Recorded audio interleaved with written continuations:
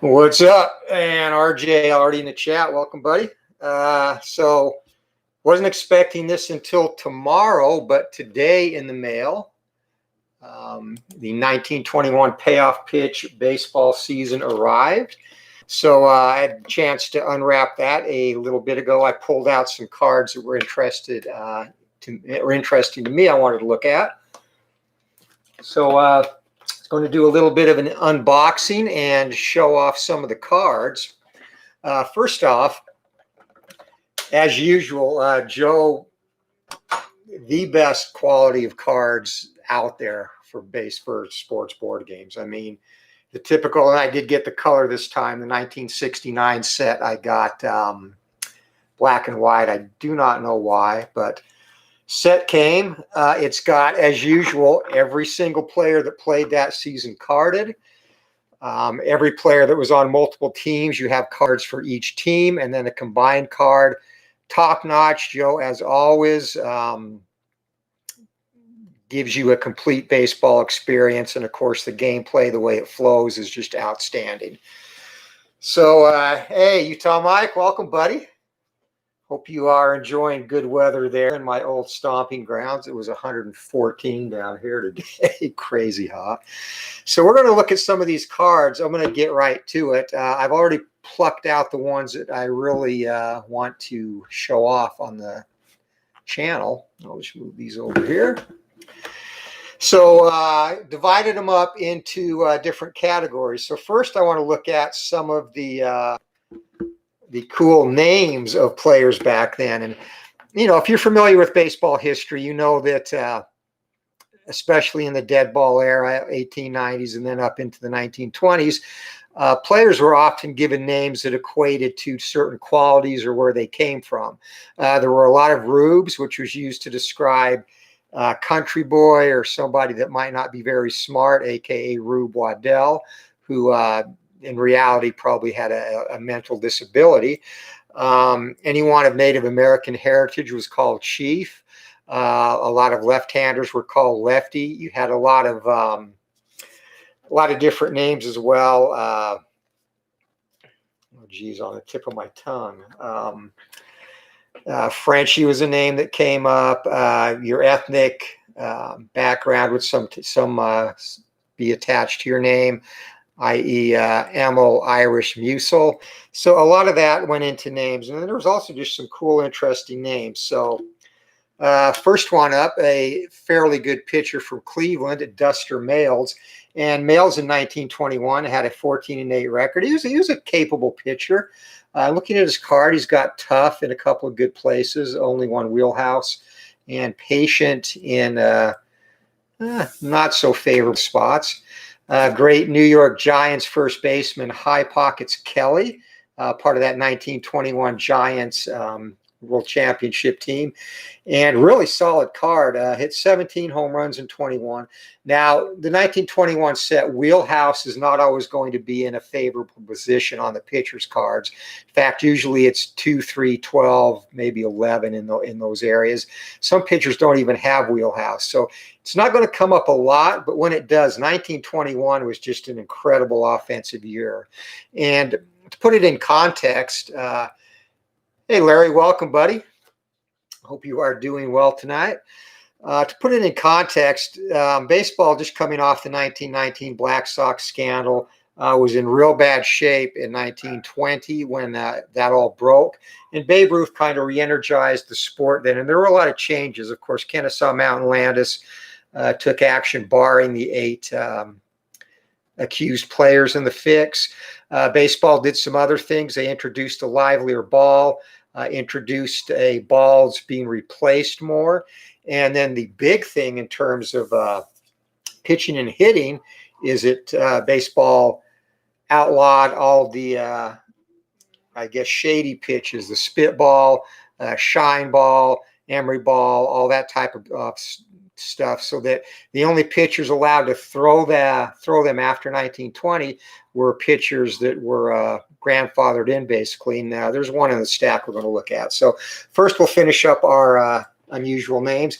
Chief Yellow Horse, and he was a pitcher for Pittsburgh. I had actually never heard of him, so I looked looked him up before. He only played 2 seasons. He was 23 years old in 1921.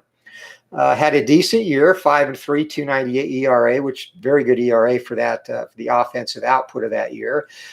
Played in 1922, and his ERA jumped up into the mid-4s, and then was out of baseball with not much else to be found on him. Bubbles Hargrave, and Bubbles was generally applied to a player that was rotund or slow, and Bubbles was a catcher for the Cincinnati Reds. Decent offensive player, hit .306 against righties that year, but, not a lot of pop. This is a very interesting name, Sweetbread Bailey. Now, sweetbread basically is a term to describe organ meats, typically like the thymus gland or pancreas or even the ovaries, testicles of animals. So again, knowing where players got their nicknames, you only had to wonder what Sweetbread's favorite food might have been back in that time, but definitely an interesting nickname. And of course, the famous Pickles Dill Hoffer, fairly decent player for the St. Louis Cardinals back in that time. Not a big hitter, but a good defensive catcher. He had a decent career in the major leagues. And my favorite nickname of the group, and someone that you'll get to see a lot of in the 1921 Yankees replay, Chicken Hawks. Definitely one of the funniest nicknames I've ever seen, or names of a baseball player. He was a reserve outfielder. Not a very good hitter. He was decent against righties, hitting over 300, not so much against lefties, as you can see. And struck out. A tough rating of him is almost assuredly going to be a strikeout. So there's some of the unusual names. And checking in with the chat, Mike, didn't Ray Chapman's death cause... Yeah, that also came into play. In fact, Chapman's death, Carl Mays, who is a card that we'll look at, that was a big factor in baseball going to the outline some of those old, spitting tobacco juice on the balls and outline some of those trick pitches to keep a cleaner, wider baseball, replace the baseball more so that it could be seen. Chapman, of course, was hit in the temple by Carl Mays, who was a submarine pitcher as he squared to bunt. Mays actually, by the sound, fielded the ball and threw it to first base. He thought it hit the bat. And we'll talk about that as we get to it a little bit. Yeah, those names are awesome. Pepe Manguel, a Mets player for sure. So we'll look at some of the stadiums next. And again, Joe, I think he did a real interesting job balancing the wheelhouse traits, because there were only a few hitters. The power, of course, the power baseball was just beginning to emerge on the coattails of Ruth. There were a few hitters that had kind of jumped on the bandwagon and started to swing for the fences, namely a couple of St. Louis Browns, Ken Williams, Baby Doll Jacobson. Rogers Hornsby had a little bit of pop in his bat. Even Ty Cobb in 1921 was in double digits of home runs. But again, the wheelhouse doesn't come up very much. Now, the Polo Grounds, Yankees and Giants shared the Polo Grounds in 1921. And you can see it's a paradise for right-handed hitters in terms of wheelhouse. So when Ballpark comes up on the pitcher's card, you're going to get a lot of opportunities in the wheelhouse there. Range plays, which has to do with taking away base hits, basically. Not too favorable for the hitters, but very favorable in terms of the wheelhouse, and fielding about average. Fenway Park in this set, right field, the Green Monster did not exist yet. The left field wall was deeper, so not really the hitter's paradise it would become in later years. In fact, better for left-handed hitters.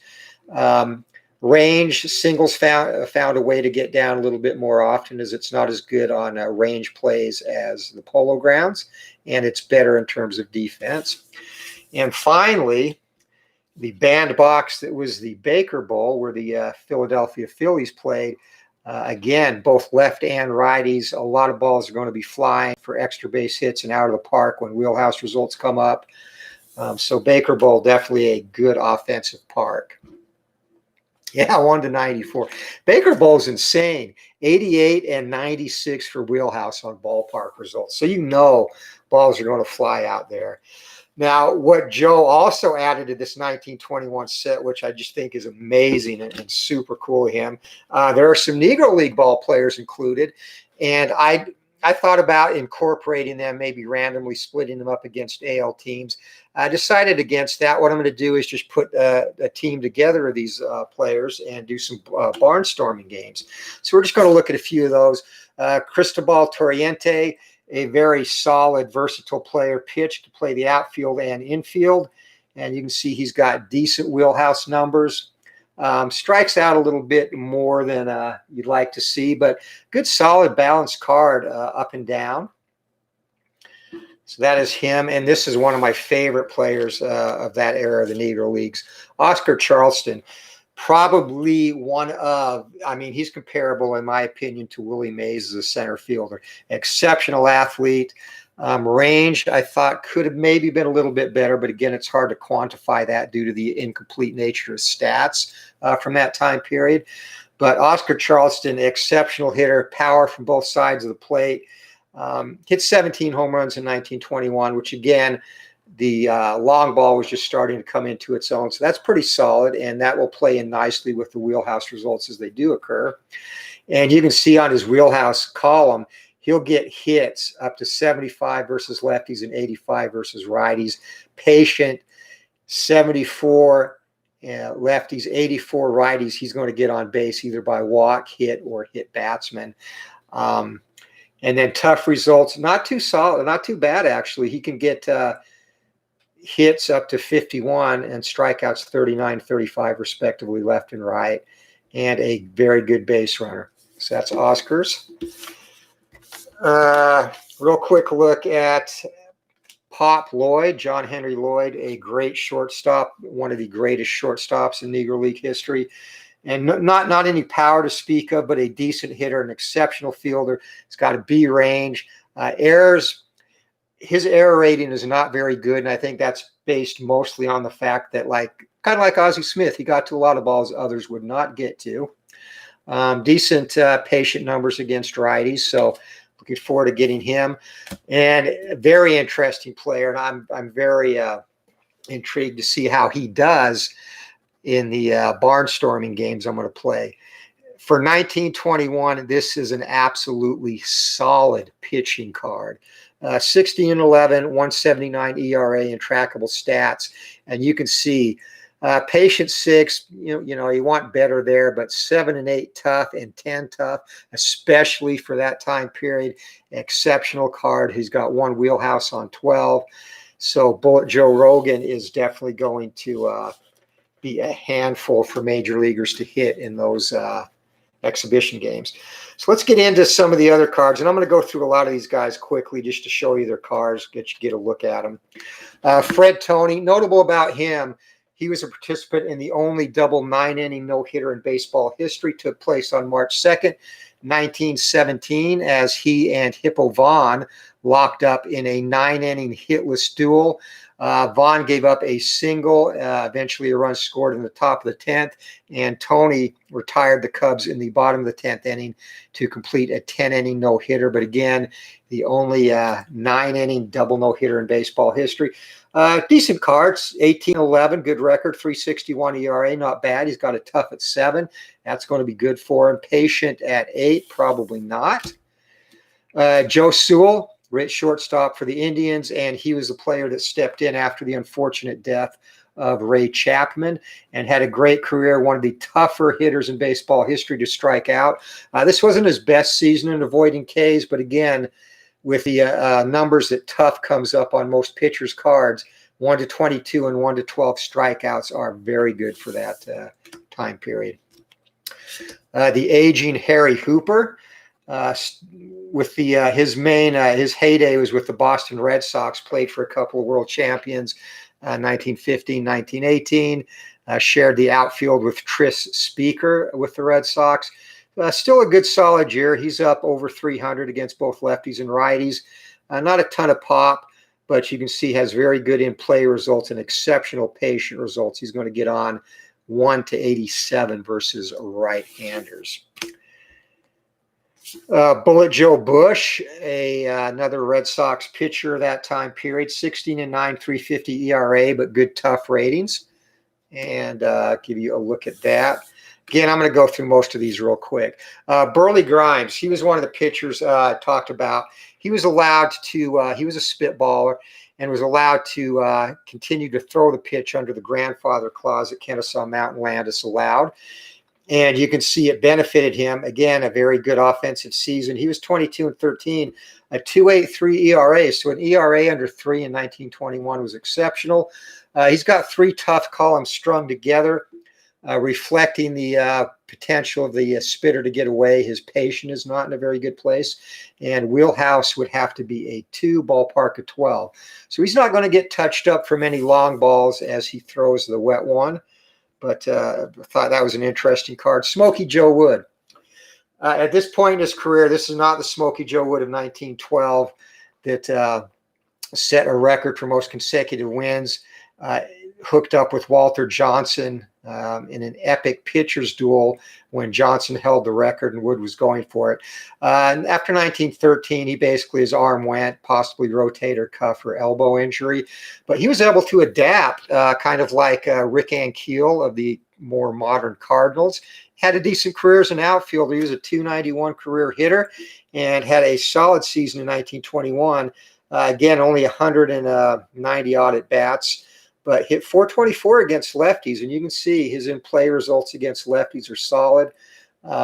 Good wheelhouse numbers and exceptional patient numbers against left-handed pitchers. 1-81 walk and then up to 95, a double or triple. So really good card for Smokey Joe Wood. And the aging, now a member of the New York Yankees, which is another reason I'm very interested or excited to do the 21 replay. Closing out his career at third base for the Bombers is Home Run Baker. And again, he had his best years as part of Connie Mack's famous $100,000 infield, along with Jack Barry, Eddie Collins, and Stuffy McGinnis in those great Philadelphia A's teams of the teens. Had a couple of world championships, and Mack, after they were upset in 1914 by the Miracle Braves, broke his team up and sent most of his players on his way, and Baker ended up with the Yankees. Again, the end of his career, wheelhouse numbers not great, decent against righties, but under 300 against right-handers, limited at-bats against lefties as he's a left-hander, but still hit .345.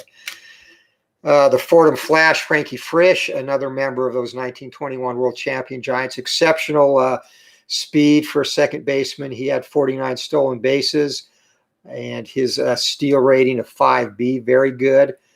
Solid wheelhouse numbers, most of them extra base hits, and very good in-play results against right-handers. And we'll throw out Ed Roush of Cincinnati. And again, the offense in 1921 was just insane. It was filthy. Look at these numbers. So wheelhouse and patient, 50s and 60s, 60s and 70s patient, tough. It's about the roughest, but he still doesn't strike out very much. Very good contact hitter and very good. Again, he's a left-handed hitter, but he hit over 400 against lefties. In play, 1-45 is insane for an in-play result. So Roush will do some good things. A couple of pitchers, Art Neff, another New York Giant, part of that championship team.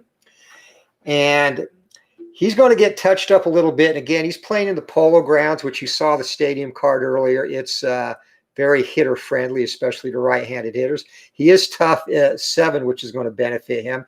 2010, .363 ERA, pretty good for 1921. A lot of in-play results in the meaty part of the card, which could benefit him generally. But that wheelhouse is going to be a little bit easier to reach than it is for some of the other pitchers. Urban Shocker, he's got 2 wheelhouses, but again, at the ends of the card. Urban Shocker, an exceptional 1921 season for the Brownies, 27-12, .355 ERA, tough on 8 and 9. Shocker is a very tragic story. He went on to join the Yankees, was part of that 1927 Murderers Row team. Had a great season for them, was a big contributor in the World Series or the championship run in 1927.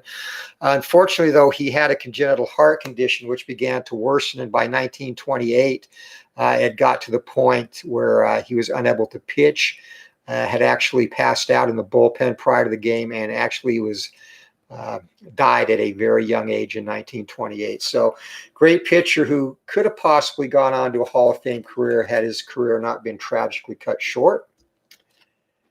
A couple of more pitchers just for a quick look. Sad Sam Jones from the Sox and Wilbur Cooper. Cooper a 20-game winner, as was Sad Sam Jones. Cooper has patient at 7 sandwiched by tough, so he'll be a card that has some really good games and can get victimized if he's rolling on 7s there. So Sad Sam Jones also tough in a good place. Patient 6, not so good. But you'll notice no wheelhouse results on Sad Sam Jones' card, so he's not going to give up the long ball. Checking in with the chat. You know I'm saving Babe for last. His card is absolutely insane. Wait till you see it. I'll get to it quick, though. Heine Groh, notable only because he was the user of the famed bottle bat. And again, another one, that's kind of a very unflattering nickname, but again, was players a very unpolitically correct time. But Groh, solid contact hitter, played a very good third base, was part of that 1919 Reds team that defeated the Black Sox. And if you've ever seen pictures of his bat, probably the most unique bat in baseball history. And at that time, no regs against it, so he used it to his advantage. A couple of pitchers, a young Waite Hoyt, who was one of the along with Carl Mays. Actually, let's do Mays and Hoyt together. Kovaleski, very solid Indians pitcher. 23-13, good ERA for that time period. Again, patient result in a bad place. You can see strikeouts and walks amongst these pitchers were pretty much balanced. So he's going to give up some walks, but a lot of in-play results in those other meaty numbers. 2 Yankees pitchers from that 1921 team. Carl Mays, the ace, 27-9, 305 ERA, exceptional year. Wheelhouse on a 2. And Hoyt did not have any wheelhouse results on his card, so it's going to be tough to take him deep. Again, which is good, pitching in a very hitter-friendly Polo Grounds park. Mays, not really respected. I talked a little bit about Ray Chapman earlier. Mays, generally not regarded as a very nice person. Didn't show a lot of remorse for striking Chapman. Kind of made it seem like it was his fault for not fault, but, you know, it was up to him to get out of the way. Just generally was not very well regarded as a teammate either. Had some shady circumstances around him. There's actually a book about that whole incident, the pitch that killed. I haven't got that yet, but that's on my list, and it should be an interesting read. So the 2 top Yankees hurlers of that year. Ross Young's exceptional outfielder for the Giants. John McGraw called him the greatest outfielder that he had ever had the privilege to manage, which says a lot with some of the teams McGraw had, you know, including players like Mel Ott and Mike Donlin in his outfield at various times.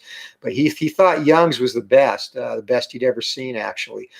Young's, another tragic story, died at the age of 30 in 1927, I believe, due to Bright's disease, a kidney condition, which Bright's disease at the time encompassed several different potential kidney diseases, as we know now. But Young's went to get a transfusion after falling ill in 1926, got a transfusion in March of 27, but by October was dead. Was still elected to the Hall of Fame as kind of an exception, but it would have been an outstanding player.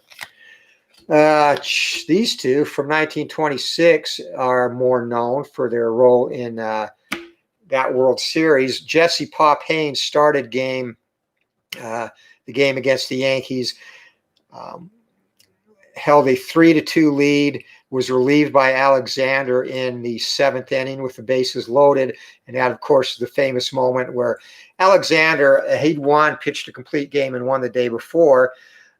There were many who insinuated that he actually had a hangover from celebrating, or even was still drunk when he went in to pitch in this situation. Alexander denied that, said he'd been told by manager Rogers Hornsby not to celebrate because in case he was needed. So, you know, we'll never know the truth, but one thing we do know is he came in, got a huge strikeout. Set Lazeri up through an inside pitch. Lazeri just pulled foul down the left field line, and then threw an away curveball that whiffed him and really saved the series for the Cardinals. Another member of the $100,000 infield that was dispersed after Connie Mack broke up the team, Eddie Collins, still going strong in 1921, consistent against lefties and righties, 345 and 333.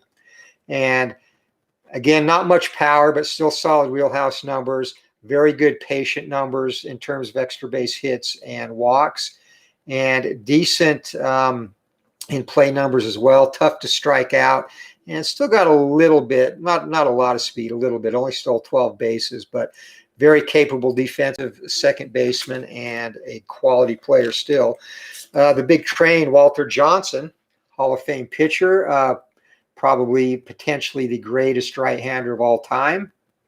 You can make that argument. Not the best of seasons, 17 and 14, a 3.51 ERA, which I believe might have been his career high, but very good strikeout pitcher of the time period, as tough in the 7 and 8 columns will indicate.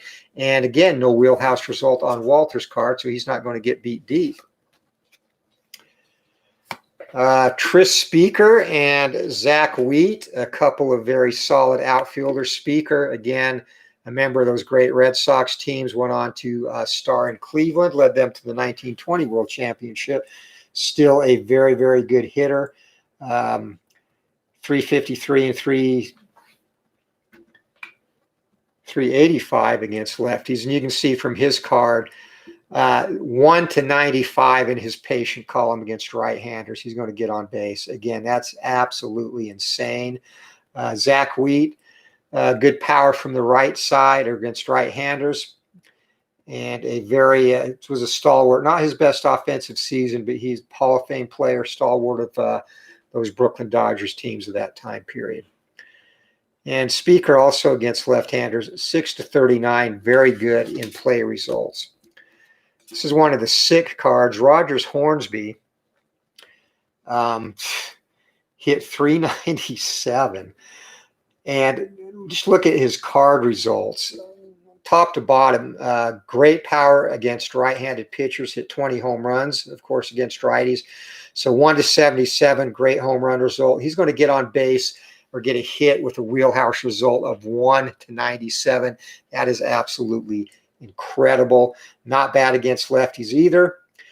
Very good patient results, and strikes out quite a bit more against right-handers. That's actually a pretty high strikeout number, but he's still going to touch you for some hits on tough out results as well. We talked about the St. Louis Browns. Let's just put out the trifecta, the trio of players who powered their offense during this time period. 1921, 1922 were their probably 22 for sure was the greatest Browns team of all time, which is not saying much. Unfortunately, they played in the same league as the Yankees and finished second that year.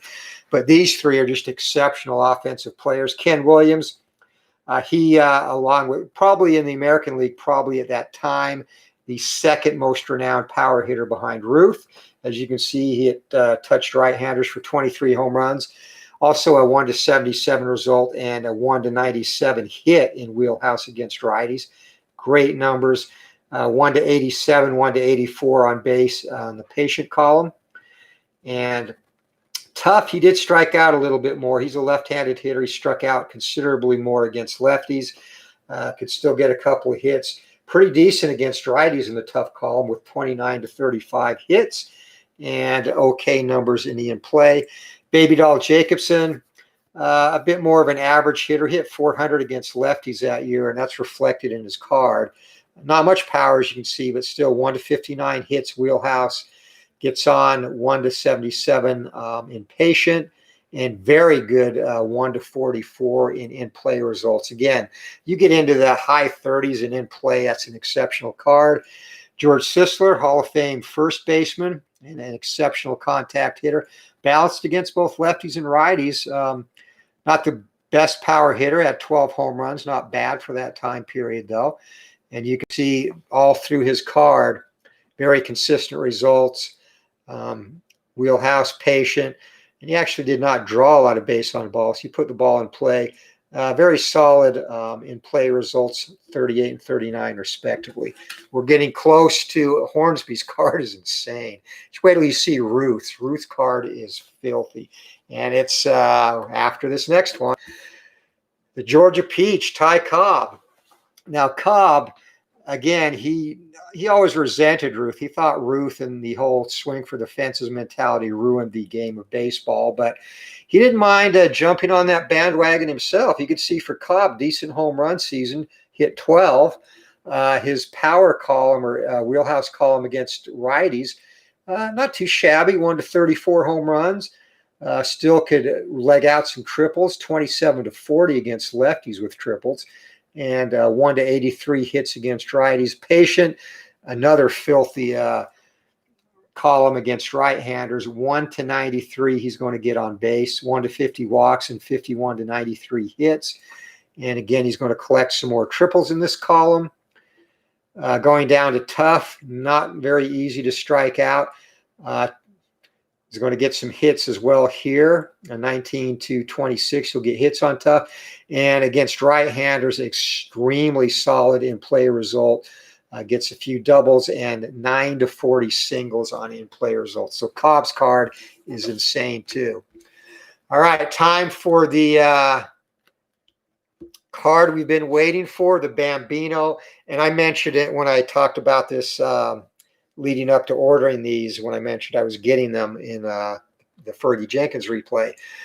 Babe Ruth had probably the most incredible offensive season ever in 1921. Look at this freaking card, guys. Holy shit, it's insane.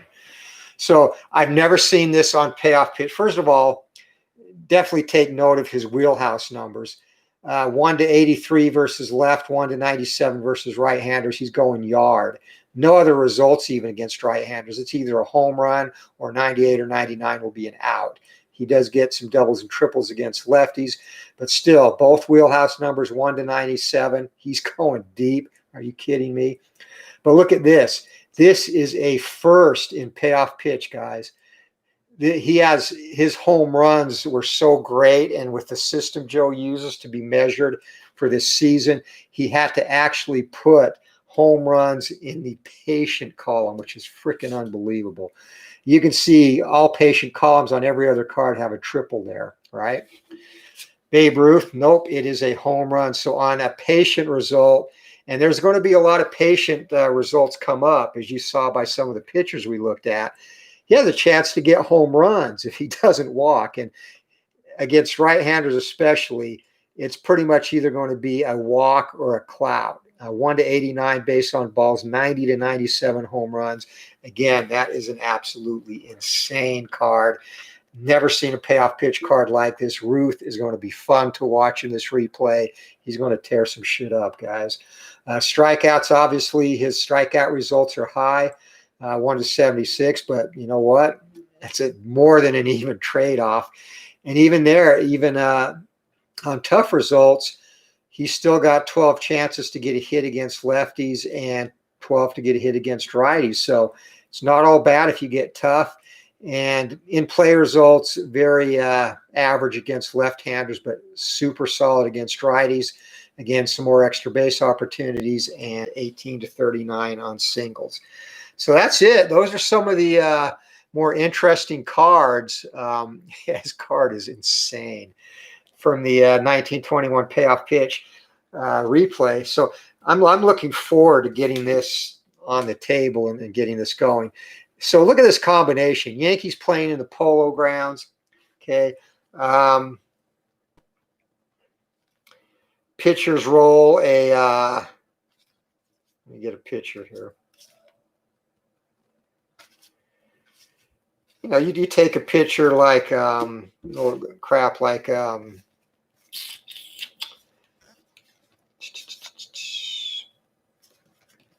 was I looking at? Urban Shocker. Okay, so look at this. So Shocker, he's got a ballpark result on 3, wheelhouse results on 2 and 12, pitching at the Polo Grounds, and you get a ballpark result, which is probably, again, not so good for lefties, but 1 to 62 wheelhouse result is still damn good. You get in wheelhouse for Ruth. I mean, he's pretty much going yard, and his card is going to vibe very well with the Polo Grounds. Would be even better if he got to play in the Baker Bowl.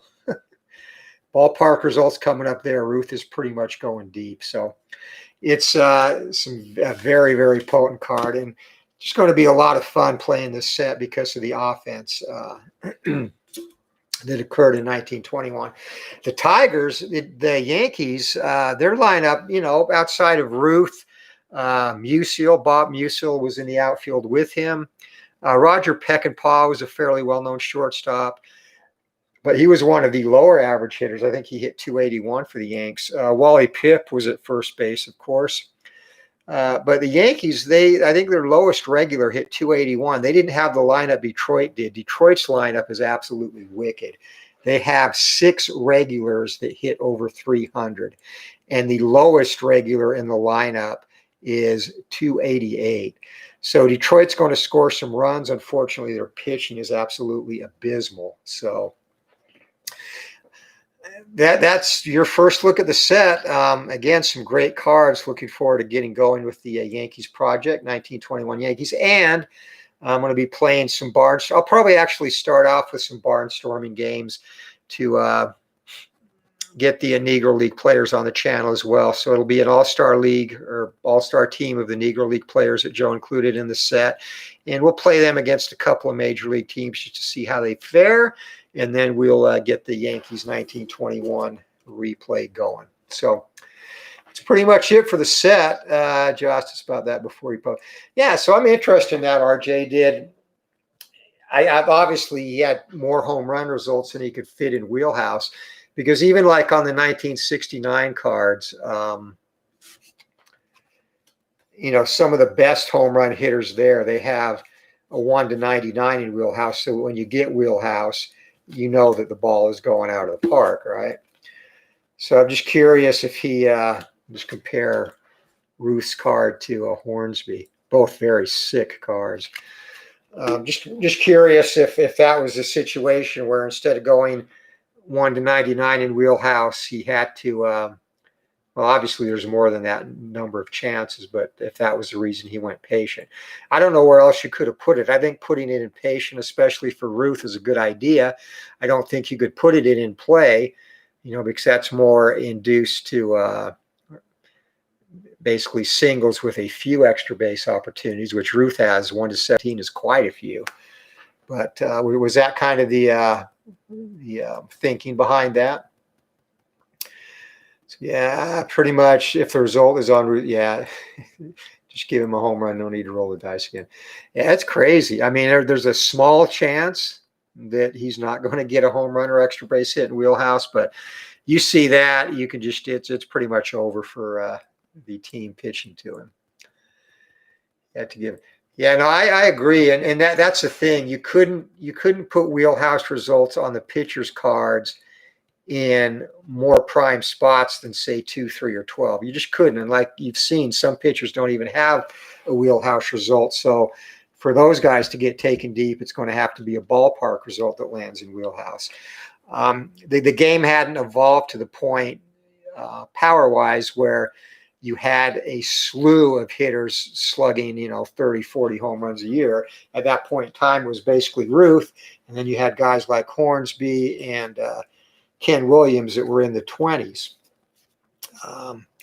So you just couldn't put wheelhouse results in spots like 4 or 5 or, like 9 or 10 on a pitcher's card like you might get in some later sets, because Ruth would have hit 96 home runs that year if that was the case. So I think he did a good job.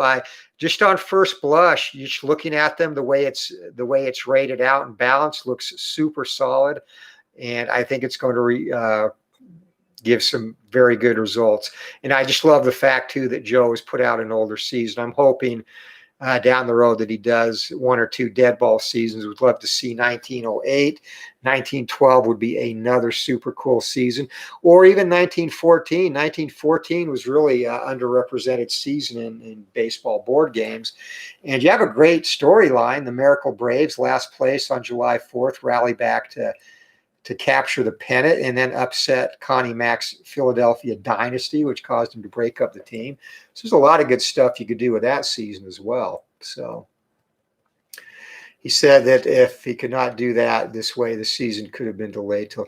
Yeah, I think he did it the very much the correct way. 1919 is another good season I'd like to see.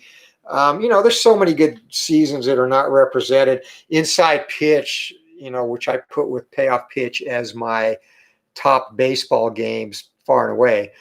God, I forgot the guy. I think it's Jim is his name. He's never going to release any dead ball sets because he gets his, I think Joe gets his stats from Baseball Reference, and he gets his from a different source, I believe Fangraphs or I forget. But regardless, they don't have the stats that he needs to generate the ratings for Inside Pitch prior to the 1950s. So we will never see dead ball seasons from Inside Pitch. Status Pro has the 1911 season, which again, Status Pro is a solid game. I'm just not a fan of the pure 50-50. Replay Baseball has some dead ball seasons, and I actually have played the 1908 season on replay. I'm not a big charts guy, but that game plays pretty good, and I just wanted to play some dead ball, and so it's decent. APA, which I have never played, and I don't think I will ever own, just because I like more interaction, batter and pitcher.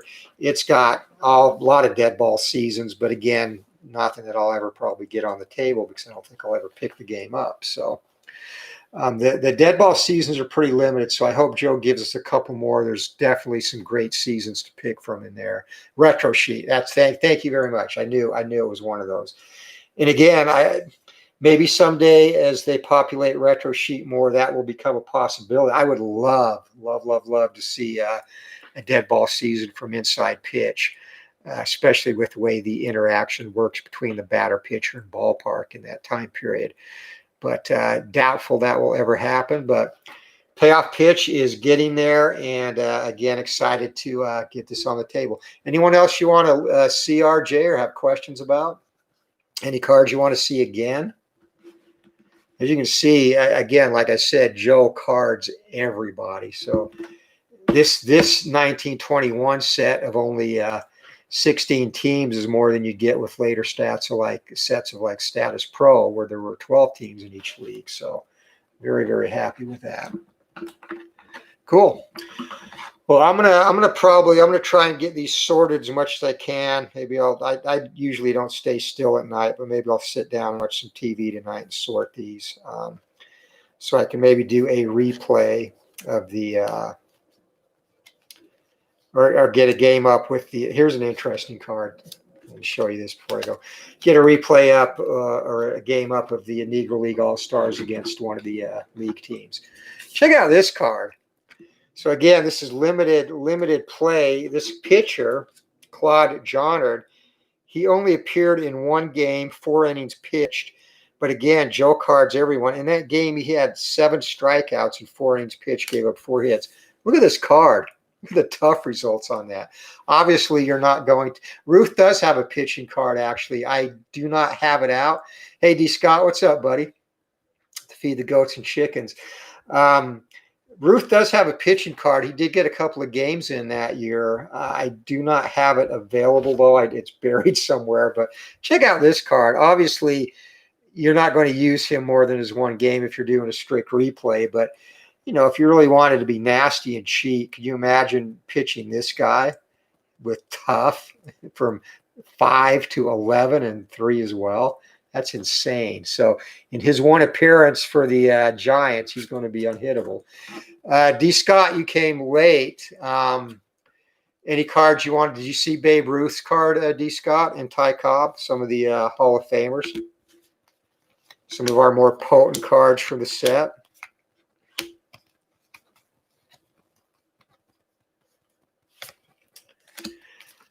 I'll just throw these out there, D. Scott, if you did not see them. So Ruth, Speaker, and Cobb, what many people say would be their all-time outfield. And then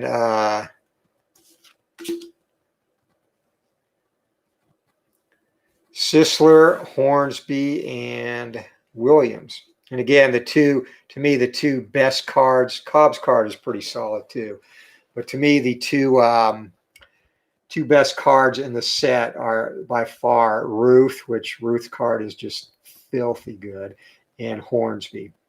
And if you missed it, D. Scott, we were talking about it. Ruth is the only payoff pitch card created ever that has home run results outside of wheelhouse. You can see he can hit home runs in the patient column. So that's going to be some crazy results there. So that's a quick look at, again, the to me, a very crazy offensive season. I think the league average in 1921, let me just look actually. I believe it, I know it was over 280. Hold on.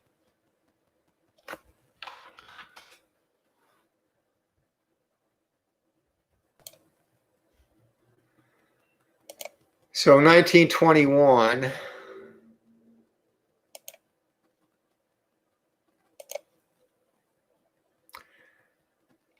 All right, batting. This was the major league average in 1921. Major league average. 291 between the American and National League combined major league average. Which is insane. So if you watch the 69 Fergie Jenkins replay, a lot of pitchers duels, a lot of very tight games. It's not going to be the case here. There's going to be a lot of high scoring games and balls flying around the yard. In fact, there were, again, talking about the league average, there were actually 5 teams that as a team hit better than hit 300 or better. Detroit, which I talked about their lineup, how good they are. And I didn't even show you Harry Hillman's card. I thought I pulled that out. Harry Hillman's card is absolutely disgusting too. He out-hit Ty Cobb that year. And I maybe did not pull his card out, damn it. But trust me, it's outstanding as well. So yeah, the Tigers hit 316. The Indians and Cardinals both hit, Cardinals both hit 308. Browns hit 303. Yankees hit 300. And the lowest team batting average, the Philadelphia A's, who were still in a very much a rebuilding mode at that time, still hit 274 as a team, which is pretty damn good in itself. So there's definitely going to be some offense. Hey, what's up, Matt? Just wrapping up here, unboxing the 1921 Payoff Pitch season.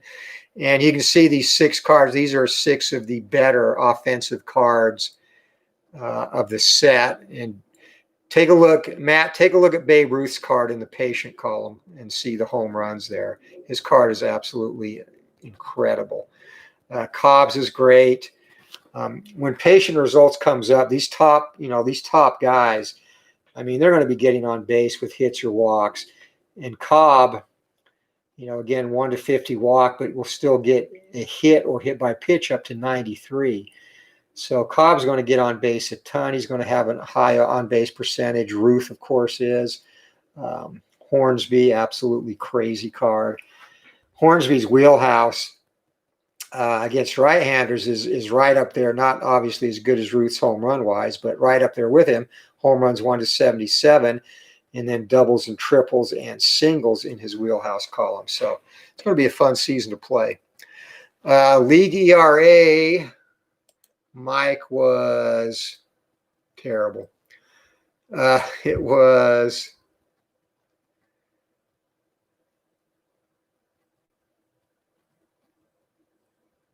holy crap. The league ERA was 403 in 1921. So, yeah, we're going to have a lot of offense.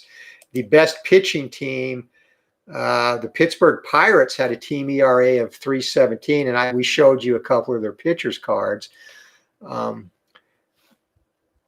Apart from them, the next best was 346, Cincinnati. So 10 teams had an ERA 398 or under, and the remaining 6 teams had an ERA over 4. The worst was of course, the decimated Chicago White Sox, which had been torn apart by the scandal. They had a team ERA of 4.94 in 1921, so the Sox are going to take some punishment. I do have a project set, Matt. I'm going to do a couple of exhibition games because Joe, I'll show you guys that are getting here later. Joe carded a bunch of Negro League players from that time period in the set as an extra, which again I think is extremely cool. Here are the ones that we looked at. Probably the premier pitcher of the time, Bullet Joe Rogan, Pop Lloyd, Oscar Charleston, the great center fielder, and Cristobal Torriente. So those are 4 of the Negro League players included in the set. So first thing I'm going to do is do some exhibition games with the Negro League players against a couple of, probably a couple of National League teams, since I'm not doing a National League project, and because I want to play a game in the Baker Bowl with those obscene wheelhouse results in the ballpark column. So I'll do one exhibition game against the Phillies and watch the balls fly out, and probably one against the Cardinals, so that we get Hornsby in there as well. So those will be the 2 I play. And then the project I'm going to do, Matt's a 1921 Yankees replay, just because Babe Ruth was so incredible that year. So that's it. So hey guys, appreciate y'all stopping by. Just shout out to everyone that joined us. RJL 518, check out that great channel. He is a payoff pitch connoisseur, does an outstanding job announcing the games. Very, very enthusiastic in his announcing, has a touch of Mad Dog in him with baseball. Check out Sports Time Machine as well. Mike, Utah Mike's channel, also a big player of Payoff Pitch and a frequent contributor to the Payoff Pitch Facebook community, does a great job with his games. Larry Harris, thanks for stopping by. And D. Scott Howard and Matt, Steeler Fan 1933, and check out Operation Sports. Steeler Fan 1933 has a very, very entertaining Glory Days boxing dynasty going in the other dynasty forums. So thanks to everyone for joining us, and looking forward to getting this 1921 season on the table now that we're done with our 1969 project, and hope to have a lot of fun with it. Definitely looking forward to getting going. So hope you all have a great night and stay safe and healthy out there, and we will see you later. It's Anthony with Bleachers Bum Gaming. Take care.